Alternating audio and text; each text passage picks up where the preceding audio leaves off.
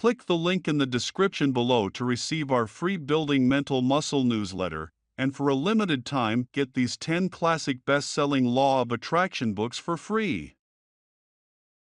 We hope you enjoy this presentation. If so, please click the like button and click the subscribe button below to receive notification when we release new recordings. Richard Hargraves presents Partakers of the Divine Nature by Neville Goddard. First published, 1968. This audio edition recorded 2023. Digitally narrated using the voice of Christopher Sage for buildingmentalmuscle.com. Copyright 2023 Iron Power Publishing. All rights reserved. Partakers of the Divine Nature by Neville Goddard.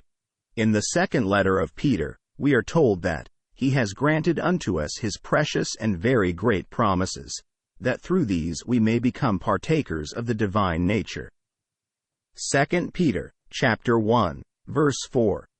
These precious and great promises can be recognized only as they are worked out in the life of an individual.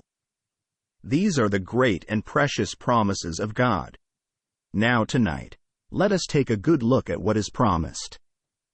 In Paul's letter to the Romans, and Paul's letters preceded the Gospels, and here we read in these letters, he is designated Son of God, through his resurrection from the dead.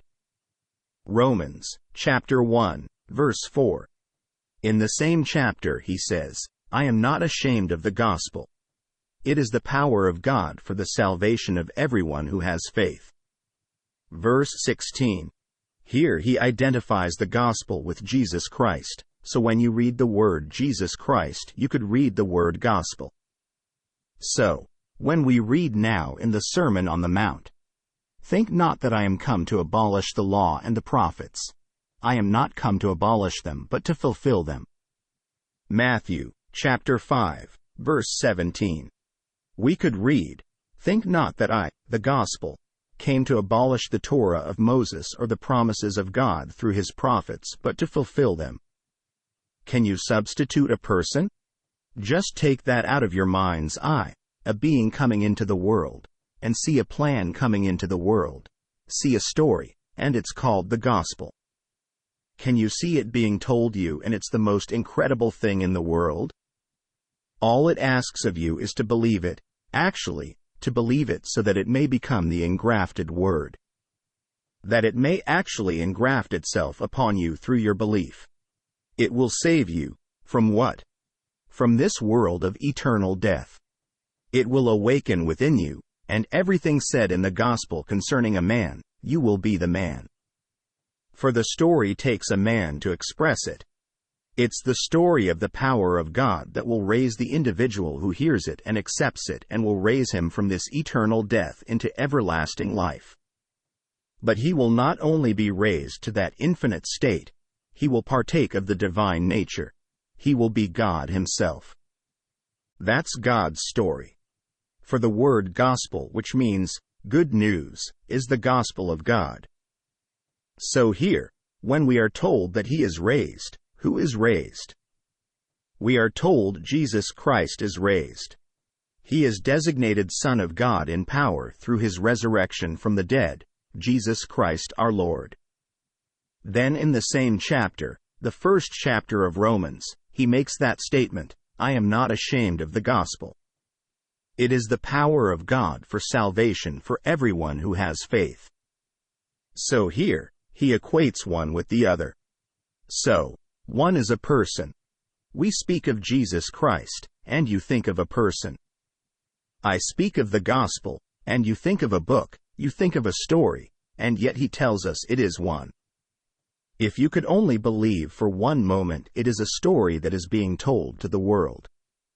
The churches have taken it and personified it, and they should in a way, because it takes a man to express any attribute of God.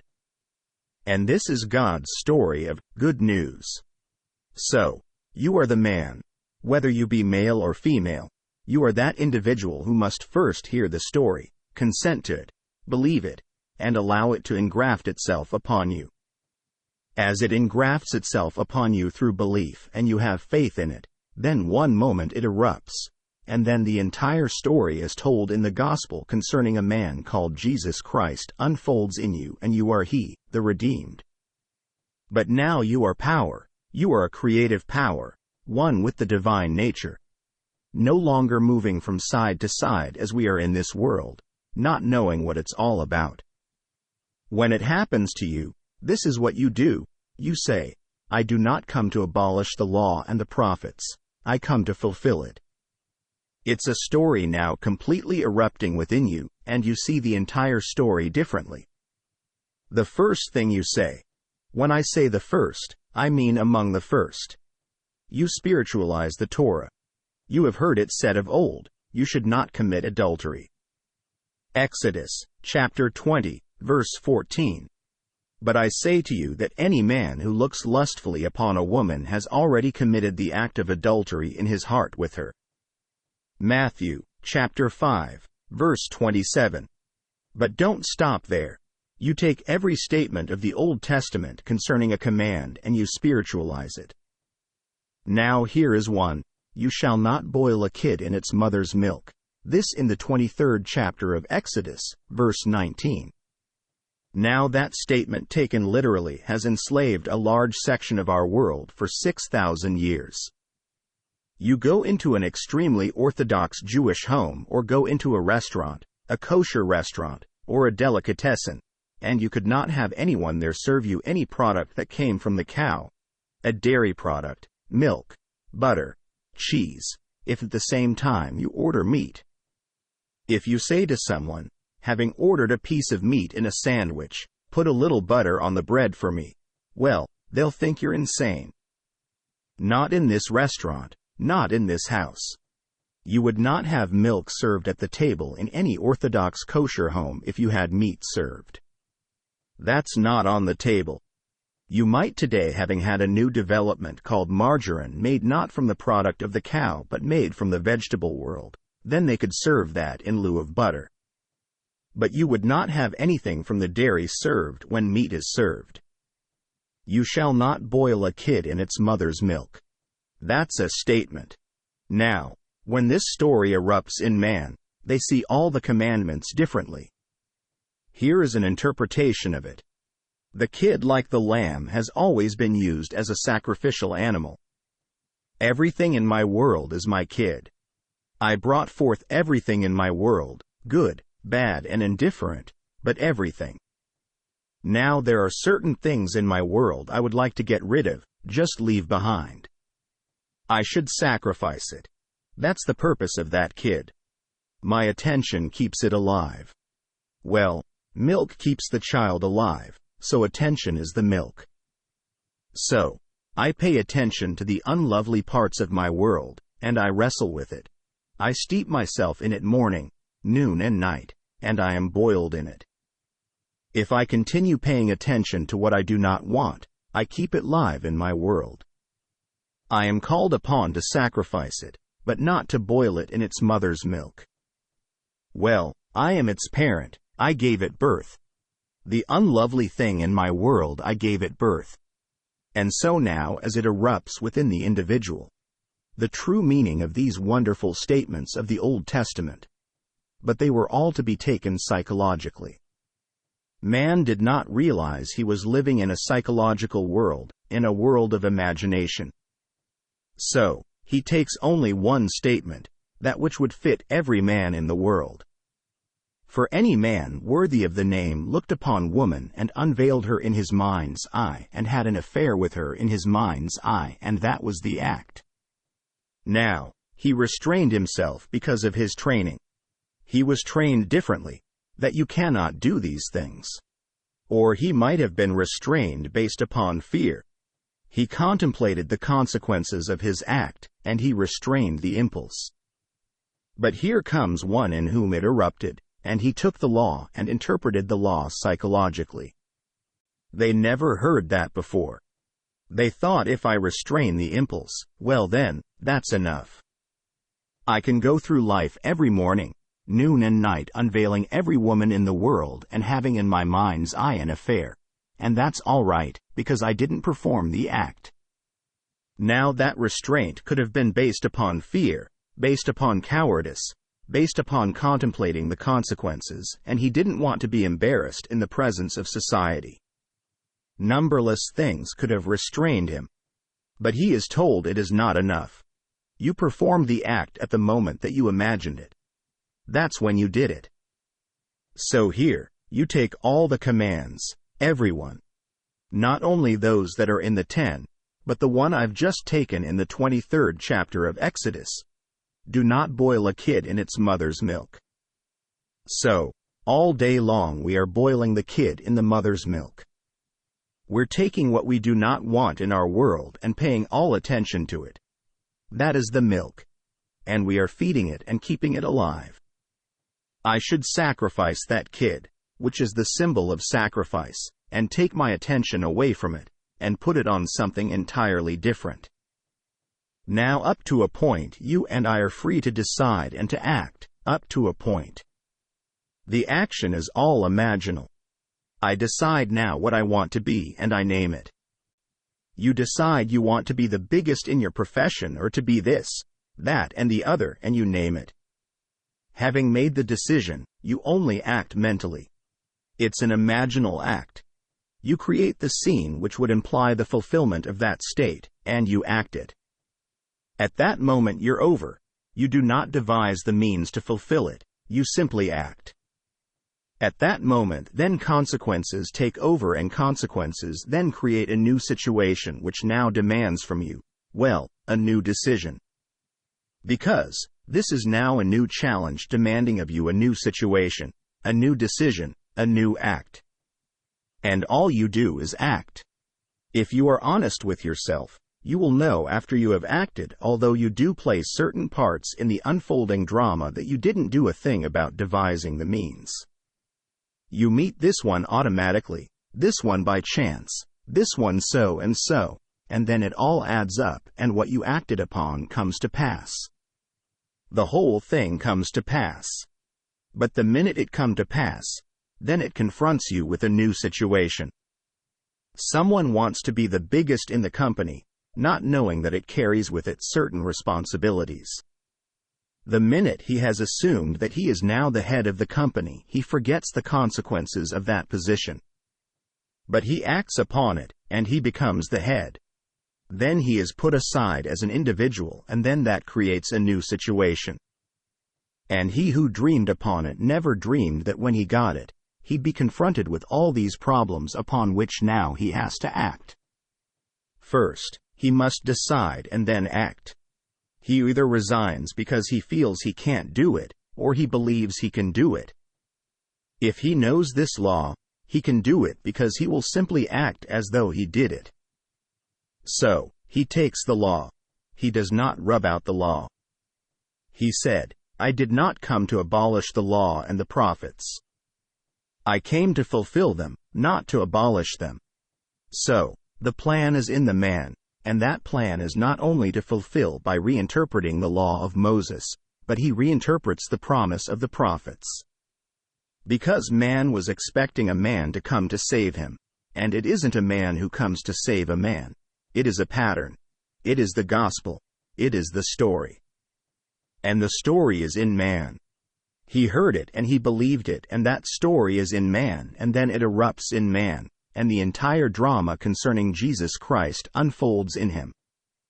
Outwardly, he is the same man in the eyes of all of his friends and his relatives, and they will see a simple man and wonder if he is mad because he is telling them what happened to him. That in him is Christ or the plan.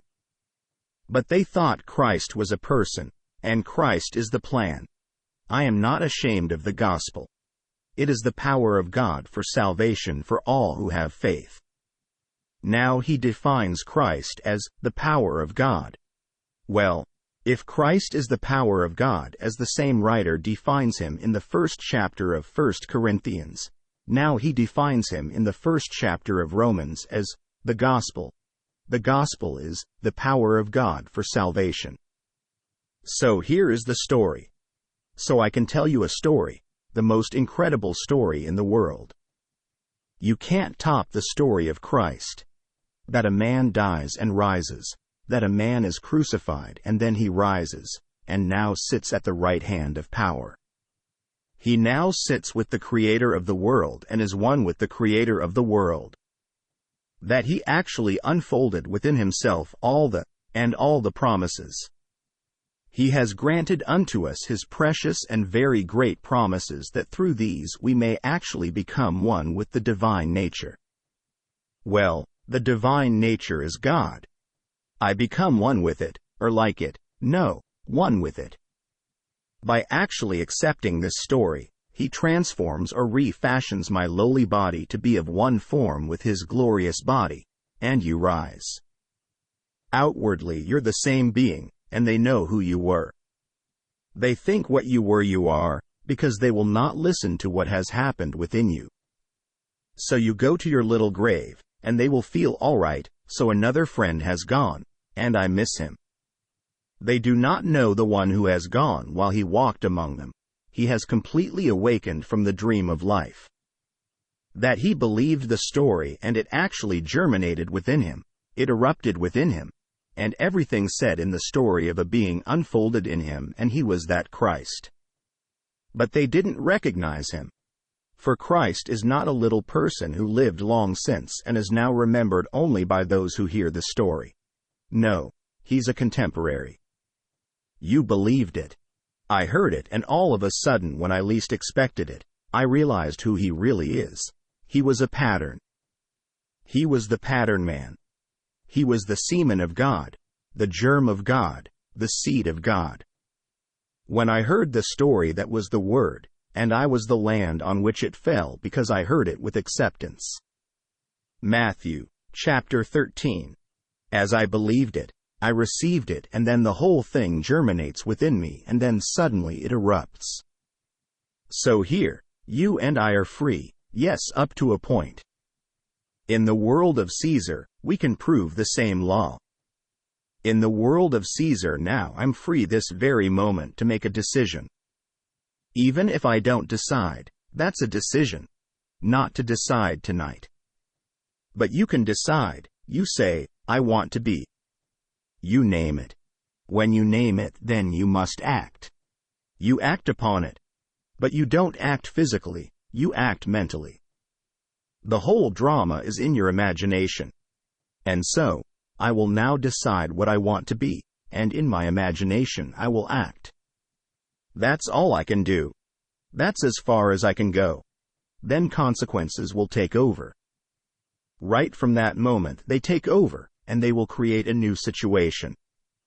That new situation will then confront me with a new challenge, and that new challenge will demand of me a response that means another decision and another act. I go on and on and on that way. If I don't know the principle behind the whole thing, when I bring my dream into being, I think that's it. Today, many a person would say, if I only had $5,000, oh, I'd feel so free. So, they get $5,000.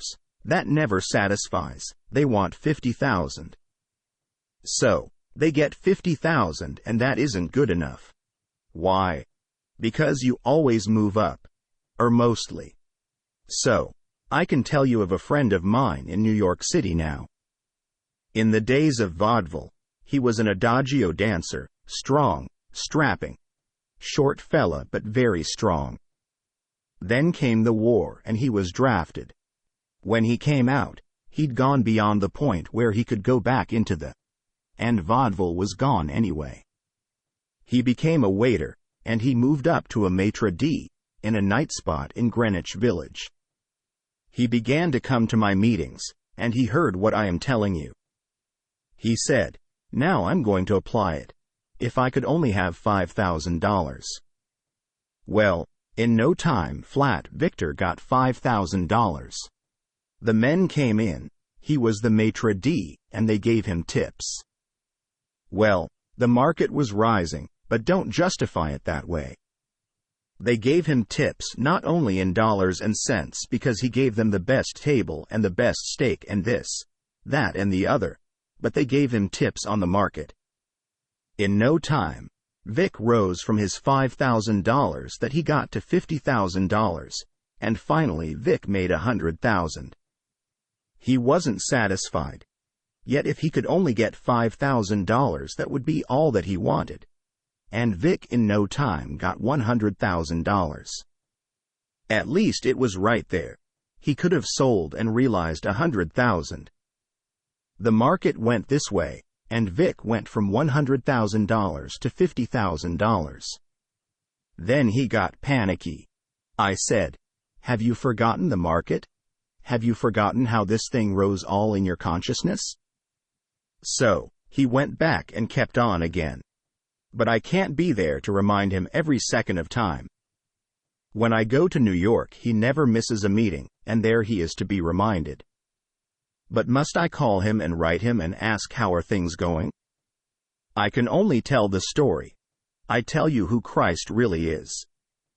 Vic was born and raised in a very rigid Catholic Italian family, and there's still that conflict within him.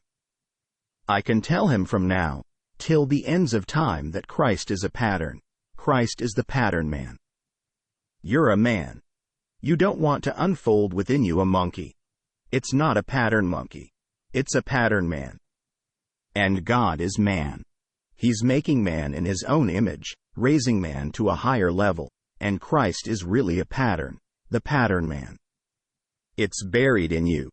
And now, if you really believe it, believe the story as true of you, the most incredible thing in the world.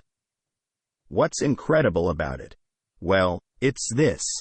It was God's purpose to give himself to you, Vic, as though there were no other in the world. Just in the beginning, God and you, and eventually when the gift was completed, only you, that you are he. So, whatever he was prior to his decision to give himself to you because he loves you, you must be when he completes the act of giving himself to you. Now listen to this, Vic. O righteous Father, the world has not known thee, but I have known thee, and these believe that thou hast sent me. I have made known unto them thy name, and I will continue to make it known, that the love with which thou lovest me may be in them, and I in them. John, chapter 17, verses 25 and 26. That is the story. Now, what was the name he revealed? He revealed the name as Father. He said, O righteous Father. He addressed him as Father. Now I have made known unto them thy name, and I will make it known that the love, and this is so true when John wrote these words, that the love with which thou lovest me. For I stood in the presence of infinite love, and he embraced me and incorporated me into his body so that we may be one. Then, because I am in you, and if they become one with you, then I am in them. These are the last two verses of the 17th chapter of John, the most glorious chapter when you read this wonderful prayer. So, Vic, believe that this is the Christ. The Christ is a pattern. It is a play. And one day you'll be cast in the central role, the role of Christ. Well, he almost wanted to cross himself, because he was standing in the presence of something that was blaspheming at the moment, and yet he loves me. But these are shocks that come to man. You're raised this way. If I told an Orthodox Jew tonight that when you refuse to take a little milk when you want milk because you are eating a piece of meat, that is simply an outer concept of the law, and the Lord judges not from the outer but only from the inner. 1 Samuel, chapter 16, verse 7. That which goes into the belly does not defile. What proceeds out of the heart defiles. That I know, and I am persuaded that there is nothing unclean in itself, but to anyone to whom a thing is unclean, to him it is unclean. Mark, chapter 7, verse 18. Romans, chapter 14, verse 14. Tonight, if I took these things literally, there would be few things that I really love that I could eat. I couldn't take any shellfish, no shellfish, if I took these things literally. I could never again have bouillabaisse. I could never have a clam chowder. But no shellfish or any fish without a scale like an eel. Well, that goes into a bouillabaisse. An oyster, I love an oyster. I love crab. I love lobster. These things are not allowed because they're all taken literally. But you can take all the commandments of Scripture, and if you spiritualize them, as we did this night concerning the boiling of the kid in its mother's milk, you see an entirely different concept. But it took the eruption in man of that pattern to really understand what the prophet said, because they themselves did not understand the prophecy. As told us again in the works of Peter, that those who prophesied of the coming they inquired about it, but they were told that it was not for their time but for us, that we came into the time to understand, after the first eruption took place. So, he erupted in one. Who? He. The pattern erupted in a second, a third, a fourth, and now it is taking place in the whole vast world. May everyone here, in the not distant future, have that pattern erupt within you. For the precious things of God, as you're told, He's granted unto us His precious and His very wonderful gifts to us, His promises. But I tell you, these precious and these very, very great promises cannot really be known until they're actually experienced, until they act themselves out in the life of the individual person. When it happens in him, he knows there is no other Christ, there never was another Christ, that Christ is the gospel. I am not ashamed of the gospel. It is the power of God for salvation. The gospel is the power, and you just said Christ was the power? And when I heard the word Christ, being trained and raised in a Christian home, I always thought of a person. So, you say Christ is the power of God, and now you tell me, the same writer, that the gospel is the power of God? You mean that Christ is the gospel? And he would say to me, yes, Christ is the gospel. That is the Christ, it's the story, it's the pattern, it's the plan of salvation. And so, the whole thing is contained within me if I heard it believing it. I must first hear it, and when I hear it, do I believe it? Have I completely accepted it? If I have accepted it, well then, he is within me. In the normal time of germination, it will erupt, and everything said of him in the Gospels happens in me, and I am cast in the central role. I am the star, the central actor. The whole thing is unfolding within me as my very being. But on the level of Caesar, know this much, you can decide tonight, and having made your decision, you act. Having acted, you lose control at the very moment of acting, because circumstances will take over. They will take over, and having taken over, they're going to create a new situation. That new situation will now confront you with a new challenge, and that challenge demands of you another decision and another act. So, you want to be the biggest businessman in the world or the biggest businessman in your community, and so you imagine that you are, and you act as though you were. You see friends seeing you as they would see you if you were. And then things happen. Out of the nowhere, people come with money. They do not know what to do with it. They do not have the talent or the desire to invest it, so they seek you out because they have confidence in you.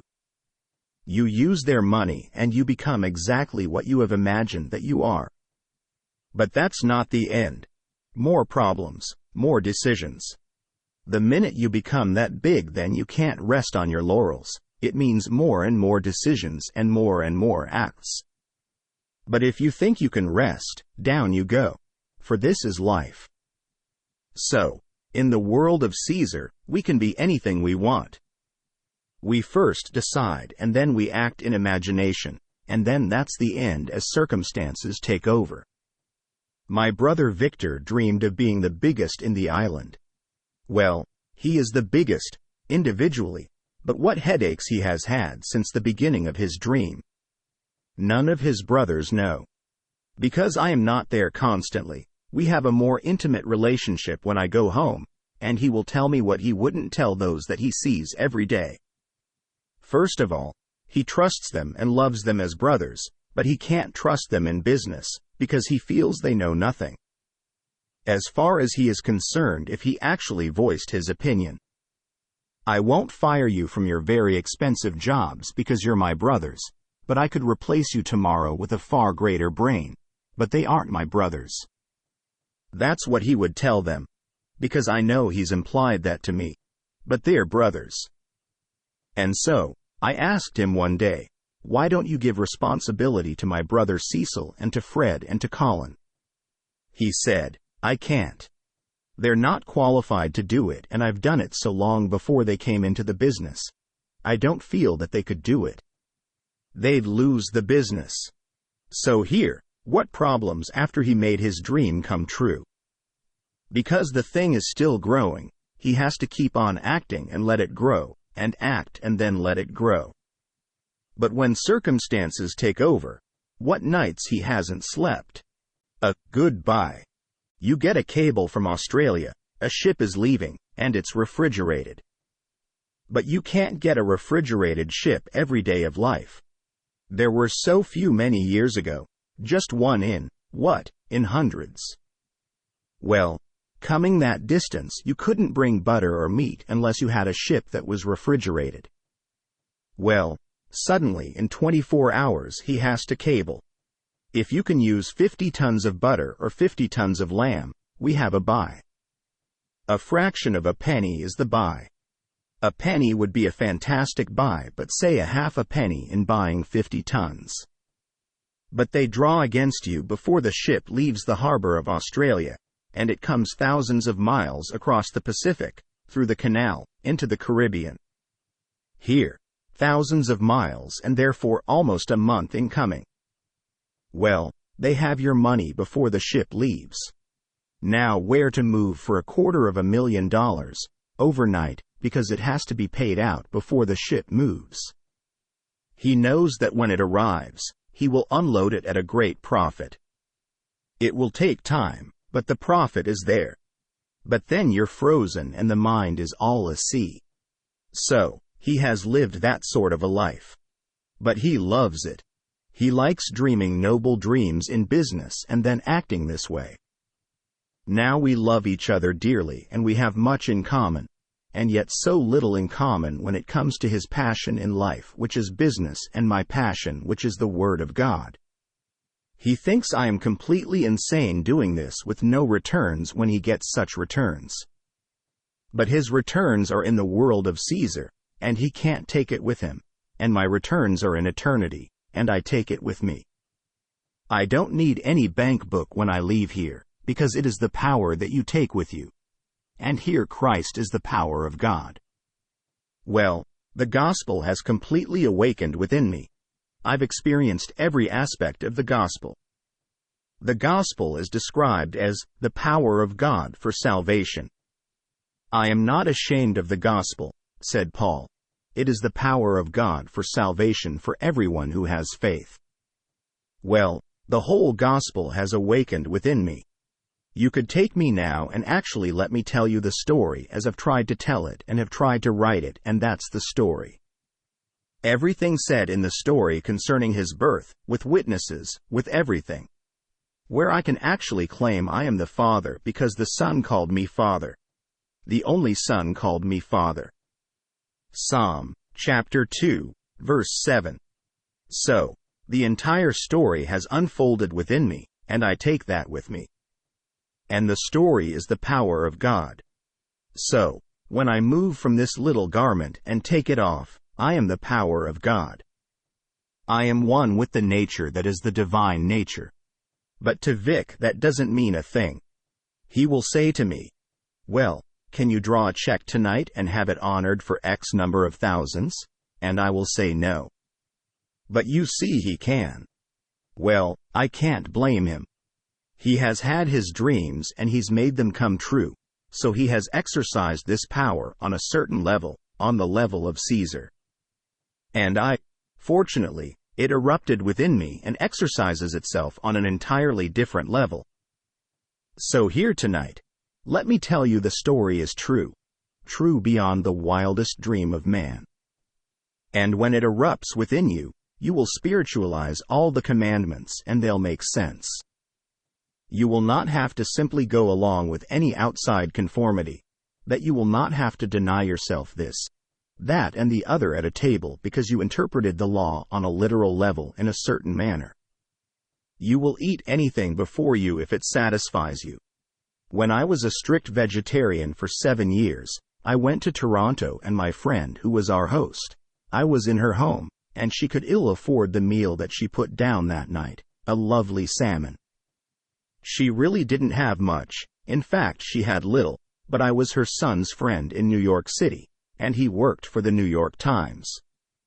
This night I was her guest for 10 days in her home in Toronto, and she had this lovely salmon.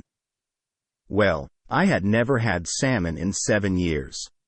I hadn't eaten fish, fowl, meat, not even eggs. I knew I could not offend her, and I knew I had to violate my pledge this night. And my old friend Abdullah told me years ago when I saw him eating all these things and I was not, he said, it would poison you if you ate it, because you have quibbles. But you see, I can eat everything because I have no quibbles. But since you have quibbles, it will poison you. Well, I sat down, and this lovely salmon, and all the others ate it. There were about 8 around the table, all came to meet me. We all sat down to eat. That night I was as sick as a pup. I brought up my boots, but no one else did. I was self-poisoned. I did not eat this thing in 7 years, and I violated my pledge to myself. And I was poisoned on the most wonderful piece of salmon, fresh salmon. They all enjoyed it. Well, this is life. And so tonight, if any Orthodox Jew ate a piece of pork and knew he was eating it, he would be just as sick as I was that night, because it's all in conflict with what he believes. So, this is life. But the thing itself didn't hurt you, it's the individual's attitude toward it that hurts him. His attitude hurts him. So, he said, I'm told that there's nothing unclean in itself, but any man who sees anything to be unclean, to him it is unclean. You want that quote? It's the 14th chapter, the 14th verse of Romans. It's good to know that there's not a thing in this world that is unclean in itself, but if you think it is, well then, you and your thoughts make it unclean. You go through life this way. And everything will be lovely if you spiritualize the commandments. Starting off with the one that he picked in the Sermon on the Mount that you will read in the 5th chapter of Matthew. You've heard it said of old, you should not commit adultery. But I tell you, anyone who looks lustfully upon a woman has already committed the act of adultery with her in his heart. Verse 27. Well, no one thought of that. That was spiritualizing the commandment. They thought only the physical act was the act, and he shows them it was the mental act that was causation, not physical. So, if I do anything in my mind's eye in my imagination and get the thrill of having done it, like slapping someone in the face, if I do that and I feel it, well now, I've satisfied myself. As people will do that in their mind's eye. They think, well, I didn't do it physically, therefore they can't arrest me. But now wait, that is causation. And then consequences will come into the world and create a new situation that you do not relate to that imaginal act. But that imaginal act caused the consequences, and these in turn are now creating a new situation which will confront you with a new challenge, and you don't relate the new challenge to that original act of yours when you did it, thinking yourself unseen, that no one sees me. Well, that is answered in the 8th chapter of Ezekiel. We think we're all alone, the Lord doesn't see us, he doesn't care, and they went into the chambers of their mind, and they performed the most beastly acts in their mind's eye, thinking they were unseen by anyone, not knowing that the Lord sees all. Verses 8 to 13. So here, you start on this level and then you move into the most incredible story in the world.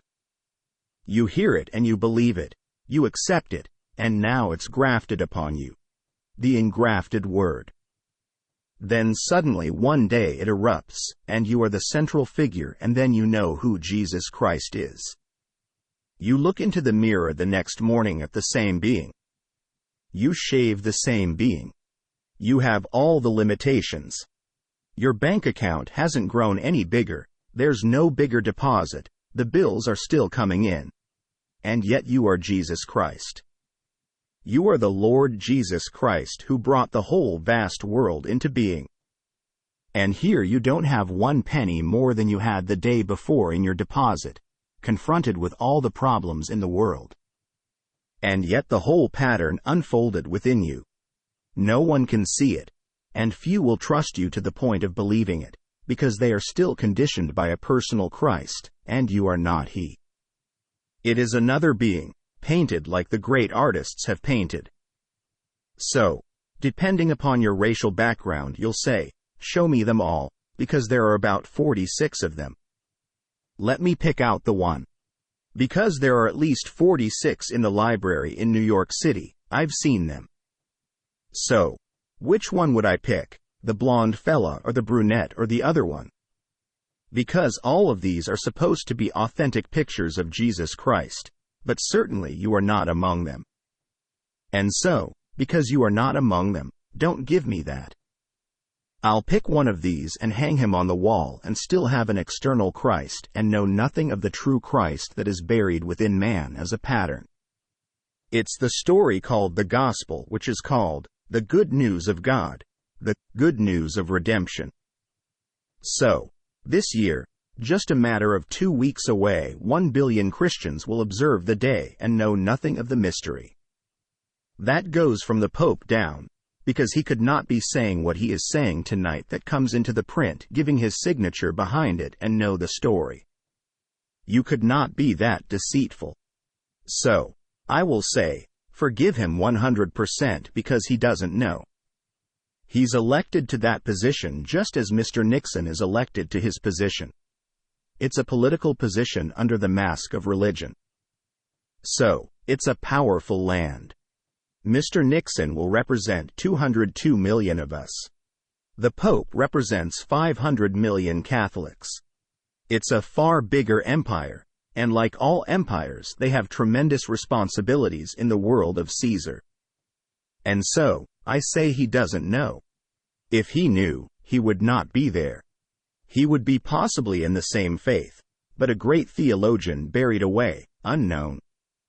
Now let us go into the silence tonight. Make a decision first, and when we go into the silence, let us act upon it. I will not tell you what you ought to desire. You know what you want most in this world. Well then, having decided what you really want, then in the silence act upon it. Create the scene which would imply that really you have it or are it, either one. When you come out and you break that silence, know that it's coming to pass, because you will find circumstances molding themselves without your help, which will then confront you with another challenge. Now let us go into the silence. End of lecture. If you enjoyed listening to this recording, please click the like button and click the subscribe button below to receive notification when we release new recordings. Click the link in the description below to receive our free Building Mental Muscle newsletter, and for a limited time, get these 10 classic best-selling Law of Attraction books for free.